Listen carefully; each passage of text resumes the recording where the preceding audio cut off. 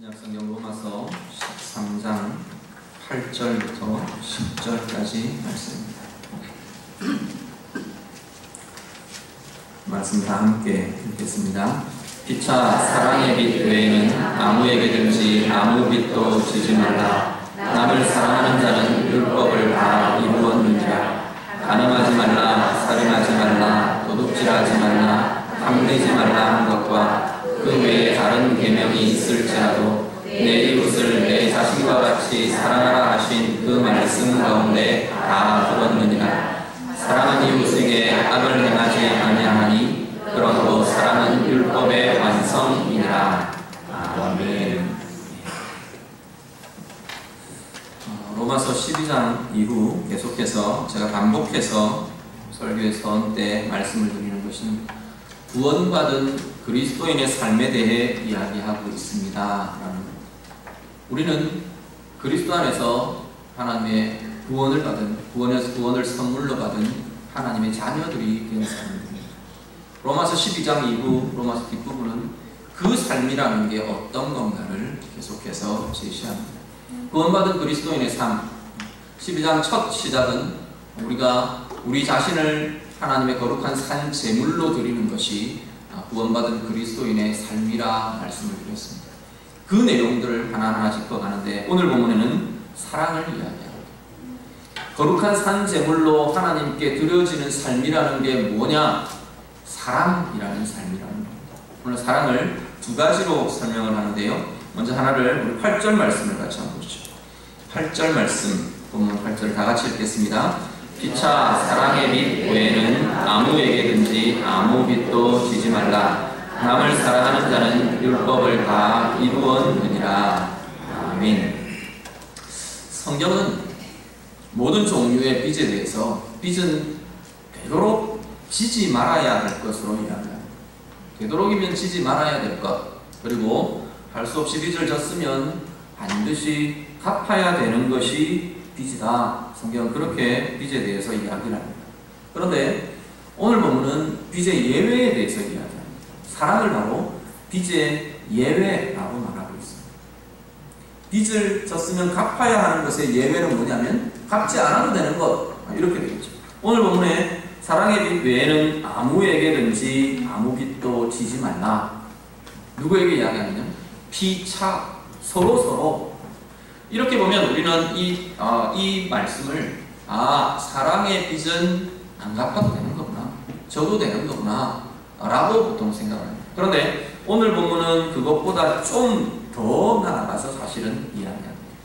그냥 안 갚아도 되는 것, 이런 정도가 아닌 내용들을 담고 있습니다. 하나는 뭐냐면 사랑이라는 것은 다 갚을 수 없는 빚이다 라는 의미가 그 안에 들어있습니다. 말씀 한 구절을 같이 보시죠. 로마서 1장 13절에서 15절 말씀입니다. 로마서 1장 13절에서 15절 우리 화면 보시고 같이 읽겠습니다. 형제들아, 내가 여러 번 너희에게 가고자 하는 것을 너희가 모르기를 원하지 아니하오니 이는 너희 중에서도 다른 이방인 중에서와 같이 열매를 맺게 하려 함이로되 지금까지 길이 막혔도다. 헬라인이나 야만인이나 지혜 있는 자나 어리석은 자에게 다 내가 빚진 자다. 그러므로 나는 할 수 있는 대로 로마에 있는 너희에게도 복음 전하기를 원한다. 아멘. 사도 바울은 로마서 서원에서 로마서의 1장 앞부분에서 뭘 이야기하냐면 로마 교회를 향해 서신서를 쓰면서 내가 너희에게 정말 가기를 원했다라는 마음들을 표현을 합니다. 그러면서 자신을 어떤 존재라고 표현하냐면 내가 빚진 자라. 누구에게 무슨 빚을 졌느냐? 그리스도의 사랑의 빚을 진 자라는 거예요. 예수님 때문에 하나님의 자녀되고 구원받은 자 되고 사랑을 입은 자 되고 그렇게 핍박하고 박해하던 바울이 이제는 사도가 되었다. 내가 예수님에게 사랑의 빚을 진 자라.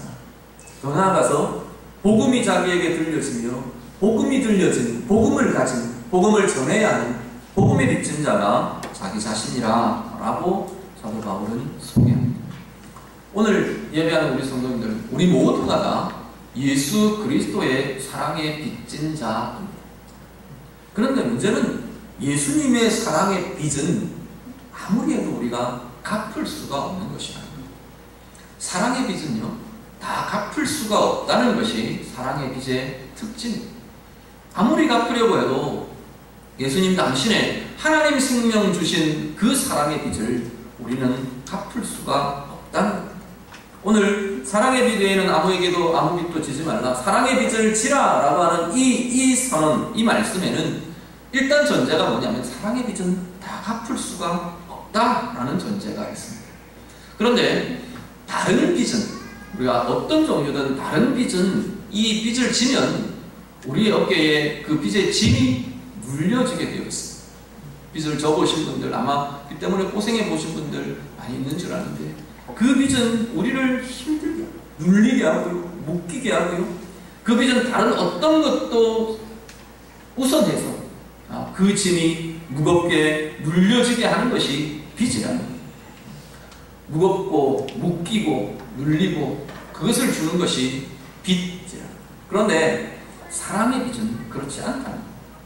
예수 그리스도의 사랑의 빚이 우리를 무겁게 하고 우리를 눌리게 하고 우리를 묶이게 하느냐? 아니라 오히려 그 예수의 사랑의 빚은, 우리가 짊어진 사랑의 빚은 우리를 자유하게 하고 우리를 힘있게 하고 우리를 든든하게 하는 것이 사랑의 빚이라는 거예요. 더 나아가서 예수님에게만 사랑의 빚, 예수님에게만 지는 것이 사랑의 빚이 아니라 우리 서로도 피차 너희는 사랑의 빚을 지라고 지금 권면하며 명령합니다. 적극적으로 그냥 내가 빚을 졌는데 안 갚아도 되는 게 사랑인가 보다, 사랑의 빚인가 보다, 그런 차원이 아니고 적극적으로 더 나아가서 서로 지워주고 서로 짊어지고 서로 주고받아야 하는 빚이 바로 사랑이라는 빚이라. 사실 사람들 사이의 사랑의 빚도 그 사람 자신에게 이렇게 다 갚아낼 수 없는 것이 사랑의 빚입니다. 우리 부모님 사랑은 보통 이야기하죠. 부모님에게 사랑의 빚을 잔뜩 짊어진 자들이 바로 자녀들입니다. 그런데 그 부모님에게 그 사랑의 빚을 다 갚느냐? 그럴 수 없습니다. 교성을 다하고 교도하고 잘하지만 그리해도 다 갚을 수 없는 것이 부모님의 사랑입니다. 그럼 어떻게 하나요? 그 사랑은 어디로 가나요? 아예 자녀들에게로 흘러갑니다. 자녀들에게로 베풀어지고 내려갑니다. 우리 사랑의 빚이라는 원리가 그렇습니다. 누가 나를 참 사랑해주고 사랑의 빚을 이렇게 지웠어. 그러면 그 사람에게도 내가 최선을 다해 또 사랑하고 함께 하겠지만 그 사랑의 빚은 또 다른 사람에게로 흘러갑니다. 다른 사람에게 그 빚이 사실 지워지고 갚아지고, 이게 사랑이 지워지는 것이기도 하고 빚이 지워지는 것이기도 하고 빚이 갚아지는 것이기도 한 것이 사랑의 빚이라는 거예요. 내가 받은 사랑의 빚은 또 다른 누구에겐가로 흘려주고 보내어주고 지워져 주는 것이 바로 사랑의 빚이라는 거예요. 이것 통해서 이 사랑의 빚을 서로 짊어지는, 서로 지는, 서로 지워주는 그것을 통해서 우리는 날마다 더 각자 서로가 든든해지고 힘을 가지고 위로를 얻고 하나님의 생명에 참여하는 은혜를 누리게 된다는 것입니다. 오늘 예배하는 우리 성도님들, 여러분 안에 정말 피차 서로 사랑의 빚을 지워주고 또 사랑의 빚을 감사함으로 달게 지는 귀한 은혜가 우리 가운데 있으시기를 간절히 바랍니다. 사랑의 빚은 서로 짊어져야 하는, 서로 지워줘야 하는 그러한 빚이라고 말씀을 드렸습니다. 요거가 조금 다른, 같은 계열, 같은 계통임에도 불구하고 조금 다른 표현들을 쓰는 또 하나의 빚의 종류가 있습니다. 그게 뭐냐면 용서. 사랑의 빚을 뭐라고 말하면 서로 져라, 서로 지워라, 이렇게 지금 바울이 명령하고 있는데, 용서라는 것은 이미 지워진 빚이에요. 그 빚을 내가 받지 않기로 하는 것을 용서라고 성경은 말씀합니다. 말씀 한 구절을 같이 보시죠. 마태복음 18장 21절에서 27절까지 말씀입니다. 마태복음 18장 21절에서 27절 다 함께 읽습니다. 그때에 베드로가 나와 이르되 주여, 형제가 내게 죄를 범하면 몇 번이나 용서하여 주리이까? 7번까지 하오리이까? 예수께서 이르시되 내게 이르노니 7번뿐 아니라 7번을 70번까지라도 할지니라. 그러므로 천국은 그 종들과 결산하려 하던 어떤 임금과 같으니 결산할 때에 10,000달란트 빚진 자 하나를 데려오매 갚을 것이 없는지라. 주인이 명하여 그 몸과 아내와 자식들과 모든 소유를 다 팔아갖게 하라 하니 그 종이 엎드려 절하며 이르되 내게 참으소서 다 갚으리이다 하거늘 그 종의 주인이 불쌍히 여겨 놓아 보내며 그 빚을 탕감하여 주었더니. 많이 듣고 잘 아시는 내용이죠. 앞부분 내용은 어떤 내용이냐면 베드로가, 예수님의 제자 베드로가 예수님에게 나와서 주님 용서하라 그러셨는데 얼마나 용서하면 되는 겁니까? 주님 수준에서 우리가 어느 정도 용서하면 다 그만하면 됐다 하시겠습니까? 지금 이렇게 묻습니다. 그래서 베드로는 딴에는 굉장히 아마 많이 쓴 것 같아요. 7번쯤 용서하면 되겠습니까? 예수님 지금 그렇게 묻는 겁니다. 그러니까 예수님 뭐라 그러시죠? 7번을 70번까지 할지라도 용서하라 말씀하십니다. 이건 77, 49, 490번 용서하면 된다는 거냐? 그런 이야기가 아니고 끝까지 용서하라는 이야기. 언제까지라도 용서가 필요한 그 자리에까지 용서하라는 겁니다. 그러고 나서 예수님이 비유를 하십니다. 뒤에 내용은 예수님의 비유인데 어떤 비유냐면 10,000달란트, 왕에게, 임금에게 10,000달란트 빚진 자가 있는 거예요. 그래서 도저히 갚을 수가 없어서 갚아라. 네 몸도 팔고 아들도 딸도 가족도 다 팔아서 갚아라. 뭐 이랬는데 보니까 안 되겠는 거예요. 임금이 불쌍히 여겨서 탕감을 해주는 이야기. 자, 그런데 요 오늘 읽지 않은 본문 뒷부분에는 잘 아시는 것처럼 누가 나오죠? 이 사람에게 빚진 자가 나옵니다. 100데나리온을 빚진 자가 나옵니다. 나오다가 탕감받아서 쭉 하고 나오다가 자기에게 빚진 100데나리온 빚진 자를 보고 멱살을 지고는 왜 빚을 안 갚느냐? 그러고는 따지다가 고소를 합니다. 그래서 옥에 가두어 버립니다. 그 이야기를 듣고 이 임금이 다시금 이 10,000달란트 빚진 자에게 네가 다 갚아야 한다 라고 정죄하는 그 장면이 이어집니다. 자, 앞부분도 우리가 잘 아는 것이고 뒷부분의 내용도 이 탕감에 대한 내용들로 잘 압니다. 그런데 이 두 개가 연결되어 있다는 생각은 우리가 쉽사리 잘 하지를 못하는 것 같아요. 예수님이 이 달란트의 비유, 10,000달란트 빚진 자와 100데나리온 빚진 자의 비유를 무엇을 설명하기 위해서 하느냐? 앞에 있는 용서에 대한 이야기를 하기 위해 지금 이 비유를 하고 계십니다. 용서를 뭐라고요? 빚을 탕감해 주는 것이라고 예수님 지금 설명하시는 겁니다.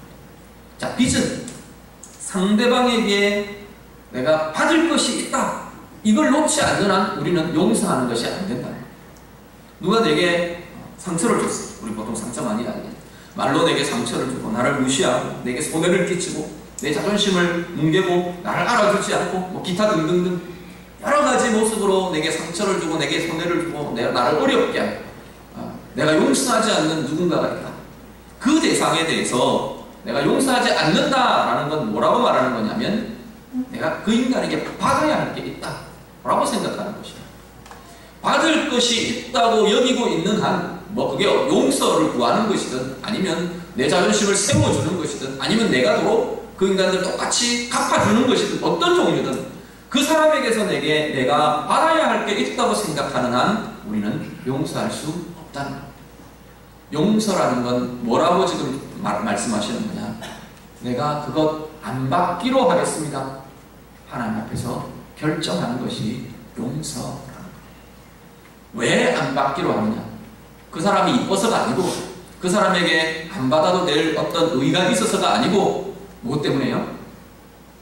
내 빚이 탕감받았기 때문에 10,000달란트 되는 내가 도저히 갚을 수도 없는 나의 빚이 탕감되었기 때문에 누구에게서? 하나님께서 하나님께로부터 내가 용서받았기 때문에 내가 그 빚을 탕감받았기 때문에 나도 그 사람에 대해서 100데나리온 빚진 그 사람에 대해서 나도 하나님 그 빚 안 받겠습니다. 내 주인 앞에서 말합니다. 그 사람에게 말할 필요도 없고 그 사람은 내가 그 빚을 갚기로 하는 건지 용서를 하는지 안 하는지 관심도 없을 수도 있어요. 내가 하나님 앞에서 결정. 하나님, 내가 그 사람에게서 이제는 더 이상 받을 것 없는 자로 여기겠습니다. 우리 안에 누구에게 빚을 받아야 하는 빚쟁이의 심정으로 쳐다보고 있는 사람들이 누가 있습니까? 내가 가까운 사람들일 수도 있고, 나를 힘들게 하고 종적조차 알 수 없는, 보이지도 않는 그 사람일 수도 있을 겁니다. 오늘 우리 안에 이 선언이 있으시기를 간절히 바랍니다.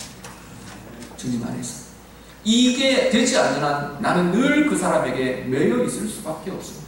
늘 그 사건에 매여 있을 수밖에 없습니다. 내가 하나님 앞에 이 빚을 거두어 드리기로 결단하고 작정하고 선언하는 순간 우리는 자유로움이 시작될 수 있을 겁니다. 나의 자유감이, 나의 건강이, 나의 치유가, 나의 회복이 이제 그 빚을 거두어 드리는 순간부터 시작될 수 있을 것입니다. 오늘 우리 안에 이 사랑의 빚이 실천될 수 있기를 간절히 바랍니다. 용서는 또 한 종류의 사랑의 빚인 겁니다. 사랑의 빚의 종류입니다. 우리는 사랑의 빚을 서로 지워주고 지어야 할 사람들인데 이미 짊어지어진 그 빚에 대해서 내가 받지 않겠습니다. 받지 않기로 결정합니다. 라고 선언하는 것이 용서입니다. 용서이든 우리가 짊어져야 할, 서로 지워주어야 할 사랑의 빚이든 함께 지워가면서 함께 갚지 않아도 되는 선언을 하면서 우리가 자유해지고 힘이 있어지고 서로에게 든든한 존재가 되어지는 귀한 사랑의 길 가시는 우리 모두 되시기를 우리 주님 이름으로 축복합니다. 사랑을 설명하는데 오늘 본문에 앞에 설명드린 것은 빚으로 비유하며 하나를 설명드렸습니다. 뒤에 부분은 오늘 사랑에 대해서 무엇을 이야기하느냐면 사랑은 율법의 완성이라고 설명합니다. 오늘 본문의 8절 하반절부터 시작하는데요. 남을 사랑하는 자는 율법을 다 이룬 것이다. 이렇게 말씀합니다. 이 이야기는 뭐냐면 율법 안에 들어있는 핵심적인 것이 가장 중요한 근간이 바로 사랑이다. 라고 지금 말씀하는 겁니다. 말씀한 구절도 봅니다. 마태복음 22장 35절부터 40절 말씀. 마태복음 22장 35절에서 40절 같이 읽습니다. 그 중에 한 율법사가 예수를 시험하여 묻되 선생님, 율법 중에서 어느 계명이 크니이까? 예수께서 이르시되 내 마음을 다하고 목숨을 다하고 뜻을 다하여 주 너의 하나님을 사랑하라 하셨으니 이것이 크고 첫째 되는 계명이요 둘째도 그와 같으니 내 이웃을 내 자신같이 사랑하라 하셨으니 이 두 계명이 온 율법과 선지자의 강령이니라. 아멘. 한 율법사가 예수님에게 묻습니다. 어느 계명이 큽니까? 큰 계명, 중요한 계명이 무엇입니까? 이렇게 묻습니다. 그러니까 예수님, 우리 잘 아시는 대로 두 가지를 이야기합니다. 하나님에 대한 사랑, 하나님을 사랑하는 것. 두 번째는 이웃을 사랑하는 것.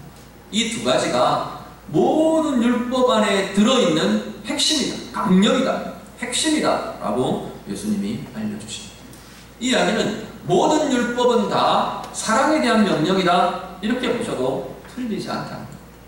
모든 율법은 사랑을 핵심으로 담고 있다 말합니다. 그러면서 오늘 9절에 그 계명들 중에 예 몇 가지를 이야기합니다. 9절을 같이 보시죠. 9절과 10절 말씀 오늘 본문 다 같이 읽습니다.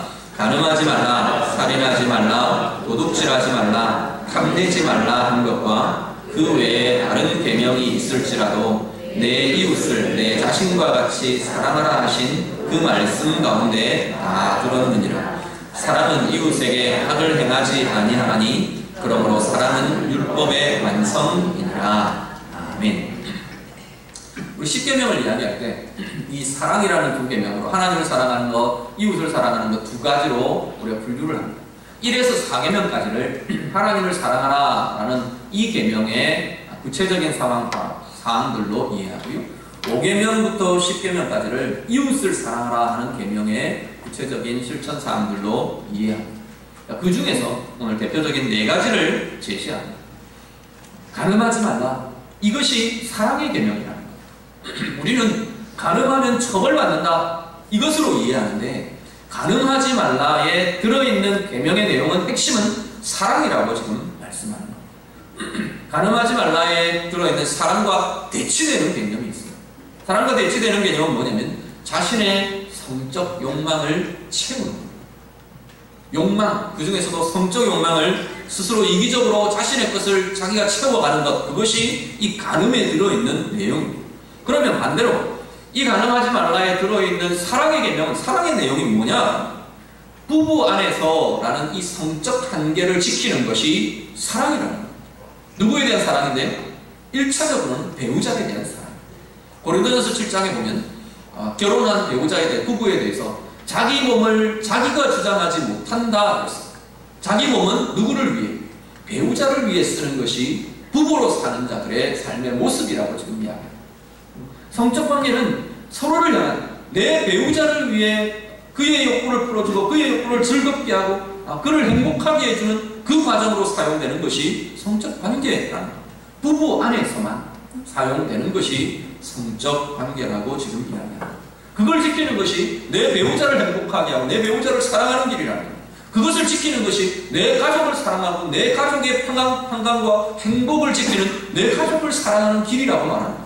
더 나아가서 다른 이성들을 탐하지 않는 것, 그것이 그 사람들을 존중해주는 사랑의 길이라고 이야기하는 겁니다. 그 사람들의 가정을 지켜주고 더 나아가서 온 세상에, 온 사회에 가족이라는 아름다운 제도들을 안전하게 지켜가는 사랑의 명령이라고 지금 말씀합니다. 살인하지 말라. 살인하지 말라. 성경에는 요한일서 3장에 보면 이 살인에 대한 이야기를 어디까지, 어느 범주까지로 보느냐면 사람 마음의 범주까지로 이야기합니다. 그 형제를 미워하는 자마다 살인하는 자니라 라고 말씀합니다. 이 살인의 명령, 살인하지 말라는 이 명령에는 무엇이 들어있느냐? 대치되는 것은 상대방에 대한 미움이 들어있는 거예요. 그래서 그 미움 때문에 상대방을 상하게 하는 것이 살인에 포함되어 있는데, 그러면 역으로 살인하지 말라는 명령은 그러면 어떤 사랑을 이야기하는 거예요? 서로의 생명을 존중하고 인정해 주는 것, 미움을 계속 버리는 것, 미움 대신 사랑을 품는 것, 서로 용납하는 것, 서로 품어주는 것, 그것이 이 살인하지 말라는 계명 안에 들어있는 사랑의 명령이라는 것. 도둑질하지 말라, 도둑질하지 말라에 들어있는 것, 이 사랑과 대치되는 개념은 빼앗는 것, 빼앗는 것, 내 것이 아닌 것을 빼앗는 것. 다른 사람의 재물이나 명예나 이익이나 지위나 업적이나 칭찬받아야 할 것이나 인정받아야 될 것이나 내 것이 아닌 것을 내가 가로채고 내가 빼앗는 것, 이것이 도둑질. 이 도둑질하지 말라는 명령은 그럼 어떤 사랑을 포함하는데요? 그 사람의 소유를 내가 인정해 주는 것, 그 사람이 가진 것에 대해서 내가 보호해 주는 것, 그 사람이 가진 것에 대해서 나도 좋아해 주는 것, 그것이 우리가 이웃을 사랑하는 방식이라고 말합니다. 세상은 욕심대로 이기적으로 말하면 빼앗아서 내게 되는 게 내 유익이라고 여기는 거죠. 내가 소유하면 내 기쁨이 되고 그 사람이 갖고 있으면 그 사람의 기쁨이지 내 건 아니라고 여기는 거죠. 그런데 성경은 그 사람의 소유를 내가 인정해 주는 것, 그 사람의 소유를, 상대방의 소유를 내가 보호해 주는 것이 사랑의 실천이라고 지금 말하고 있는 겁니다. 빼앗는 것이 나의 만족이 아니라 보호해주고 지켜주고 인정해주는 것이 사랑이고 나의 행복이고 그 사람의 행복이 되는 길이라고 성경은 말씀합니다. 마지막 탐내지 말라 말합니다. 탐심, 여기에 대치되는 것은 탐심, 욕심. 이 탐심도 어떤 것이냐면 직접적으로는 10계명에서 10번째 계명에서 이야기하고 있는 것은 이웃이 갖고 있는 것에 대한 탐심, 탐내는 것. 내 것으로 갖고 싶은 욕심, 이것을 탐심이라고 합니다. 도둑질에 도둑질하지 말라는 이 명령의 도둑질의 근본에 깔려져 있는 마음의 태도일 겁니다. 도둑질만 아니라 모든 죄의 근본에 사실은 이 탐심이라는 것이 깔려 있습니다. 내 것으로 하고 싶은 욕심, 남의 것 좋은 것을 내 것으로 소유하고 싶은 욕심, 이것을 탐심이라고 부르는 겁니다.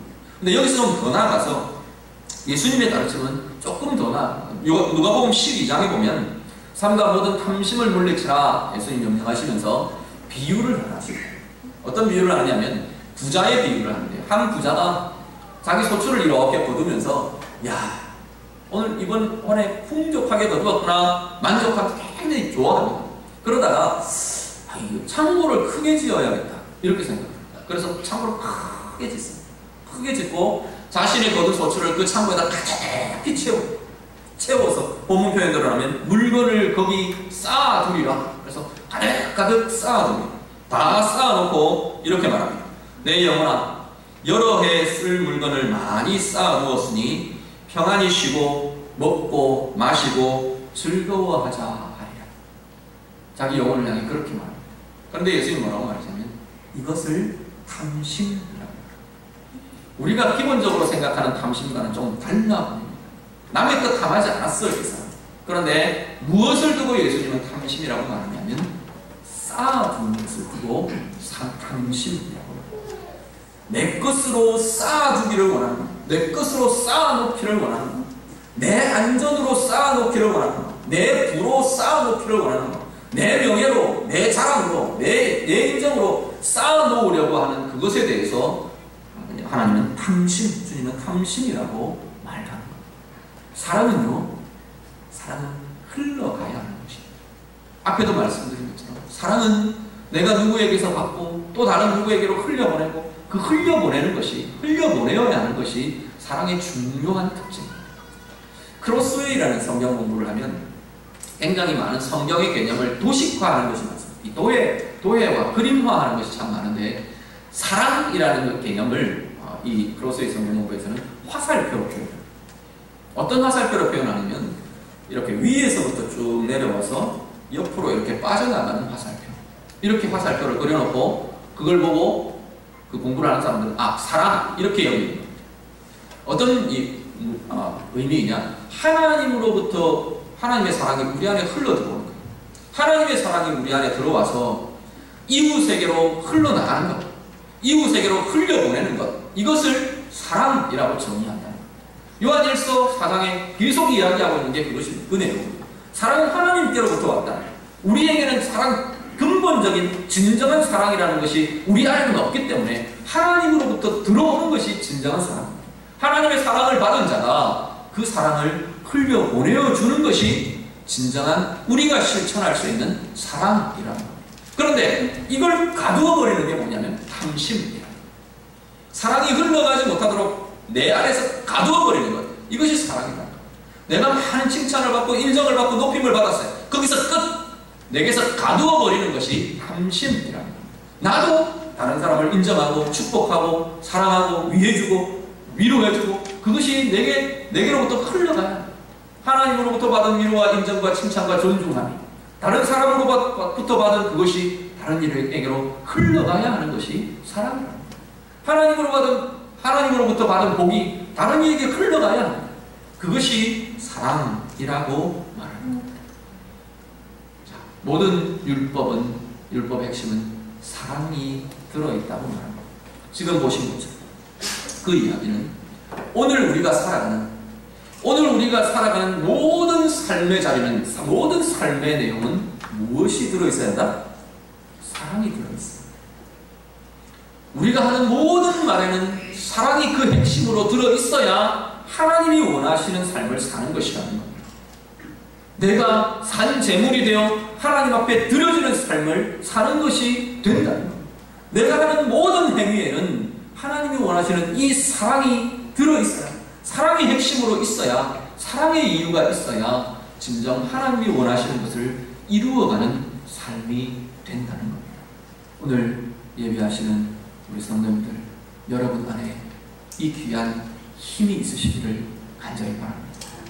여러분이 하는 모든 말에, 여러분이 하는 모든 행동에, 여러분이 만나고 행하는 모든 관계에 정말로 하나님 원하시는 이 모든 율법의 완성은 사랑이라 하시는 것처럼 내 모든 행동에 하나님이 원하시는 완성은 사랑이라는 것 기억하시고, 사랑의 이유가 내 삶의 이유가 되고 하나님의 사랑을 받아 누린 내가 그 하나님의 사랑을 흘려보내는 이 사랑의 실천이 우리 모든 삶의 자리에 아름답게 이루어지고 나타나는 귀한 성도님들 여러분의 삶이 되시기를 우리 주님 이름으로 축복합니다.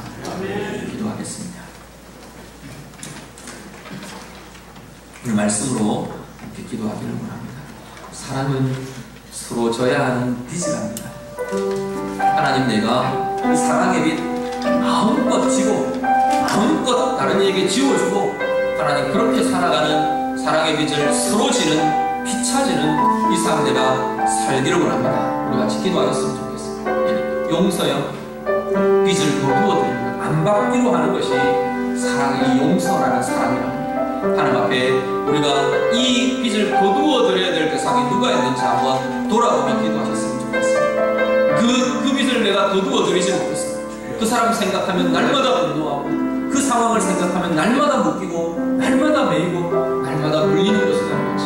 오늘 이 시간에 들떠나며 좀 고백하겠습니다. 하나님, 내가 그 사람에 대해서 빚 안 받기로 하겠습니다. 하나님, 내가 그 사람에 대해서 빚 거두어드리겠습니다. 나의 빚을 감당해 주신 하나님 때문에 내가 그 작은 빚 내가 버리겠습니다. 안 받기로 하겠습니다. 우리 결정하며 결단하며 우리 고백하고 기도하였습니다. 모든 율법의 완성은 사랑이라.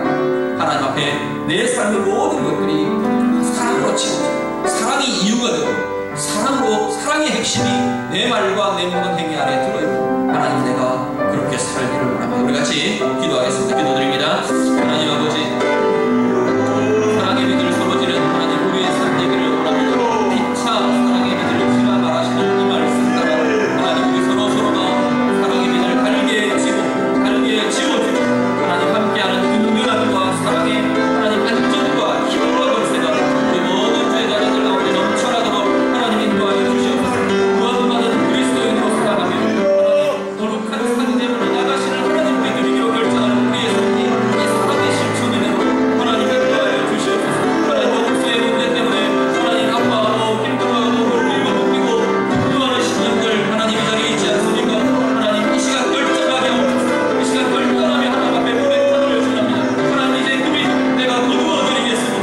하나님, 그 빚 받지 않기로 결정합니다. 고백하는 아름다운 신령들 되게 하시고, 하나님 그 고백 위에 주의 성령으로 이는 거룩사 이제는 자유롭게 되게 하여 주시옵소서. 하나님, 그 역사하게 못한 마음 때문에 놀리고 묶이고 분노하면서 하는 이 모든 마음들이 이제는 치유되게 하시고, 이제는 회복되게 하시고, 열차가 문을 닫으며 우리 안에 자유함과 하나님 평강이 일어나도록 하나님 도우시고 인도하여 주시옵소서. 하나님, 우리의 모든 신령마다 하나님 우리의 삶의 가기마다 하나님 사랑이 이유가 되는 이 우리의 삶을 살아가기를 원합니다. 모든 율법의 완성이 사랑이라 하셨는데 하나님, 우리의 말하는 일도 하나님, 우리의 말의 모든 이유들이 하나님, 우리의 모든 행위의 핵심이 하나님 사랑이 들어있고 하나님 인도하여 주시옵소서. 사랑으로 말하고, 사랑으로 행하고, 사랑으로 수고하고, 사랑으로 봉사하고, 사랑으로 헌신하는 아름다운 역사가 하나님 이 공동체 안에 우리의 삶 가운데 아름답게 열매 맺어지며 나타나도록 하나님 인도하여 주시옵소서. 하나님 감사합니다. 우리를 구원받은 그리스도인으로 살게 하시고 하나님 앞에 거룩한 산제물이 되어 사는 삶을 우리에게 주셨음을 감사를 드립니다. 하나님, 사랑의 실천으로 그 삶 살아가게 하옵소서. 하나님, 우리 서로가 서로에 대해 피차인 사랑의 빚을 지워주는 아름다운 은혜의 삶이 우리 가운데 있게 해 주시옵소서. 하나님, 용서하지 못한 마음 때문에 매이고 눌리고 묶여있는 분노하는 그 마음들마다 하나님 결단하게 하여 주시옵소서. 이 시간 주의 말씀을 따라 결단합니다. 하나님, 내가 그 빚 거두어드립니다. 그 빚 받지 않기로 하겠습니다. 결정하며 결단하는 모든 용서하는 마음마다 주의 성령과 은혜를 부어 주시옵소서. 그 마음마다 치유되게 하시고 회복되는 역사들이 있게 하시고 이제는 자유하며 이제는 평강으로 누리며 사는 주의 자녀들의 삶이 되게 하여 주시옵소서. 모든 율법의 완성이 사랑이라 고백하였습니다. 이제 우리의 삶의 모든 것이, 그 모든 것의 이유가, 핵심이 사랑이 되는 삶 살아가게 하여 주시옵소서. 우리의 모든 말에, 우리의 모든 행위에 가장 중심이 사랑의 이유가 되도록 하나님 인도하여 주시옵소서. 예수님 이름으로 기도드립니다.